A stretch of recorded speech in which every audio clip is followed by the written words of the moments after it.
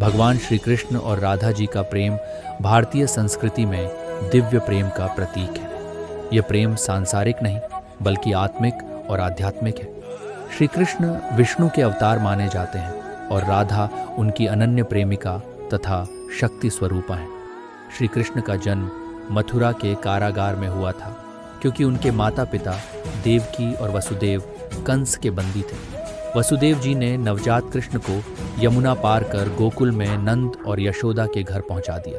गोकुल में कृष्ण ने अनेक बाल लीलाएं की, जिनमें पूतना वध, कालिय नाग मर्दन और माखन चोरी प्रसिद्ध हैं। राधा जी वृषभानु जी की पुत्री थीं और बरसाना में रहती थीं। उनका श्री कृष्ण से मिलन वृंदावन में हुआ, जहां वे गोपियों संग रासलीला करते थे। राधा और कृष्ण के प्रेम को सांसारिक प्रेम से अलग माना जाता है।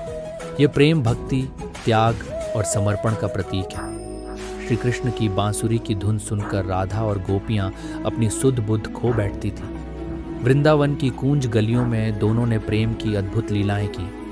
रासलीला में राधा कृष्ण का प्रेम चरम पर पहुंचता है, जहां गोपियों के बीच भी श्री कृष्ण केवल राधा को ही चुनते हैं। कंस का वध करने के लिए श्री कृष्ण को वृंदावन छोड़कर मथुरा जाना पड़ा।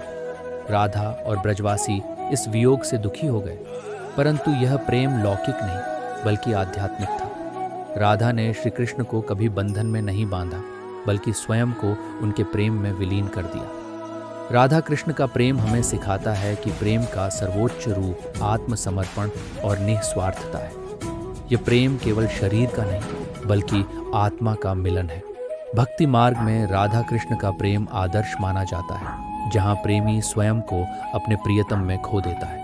श्री कृष्ण ने बाद में द्वारका में राज्य संभाला, महाभारत में महत्वपूर्ण भूमिका निभाई और अर्जुन को गीता का उपदेश दिया, लेकिन राधा जी उनके हृदय में सदा बसी रही। राधा कृष्ण की प्रेम कथा केवल एक कहानी नहीं बल्कि भक्ति, प्रेम और त्याग की अद्भुत मिसाल है।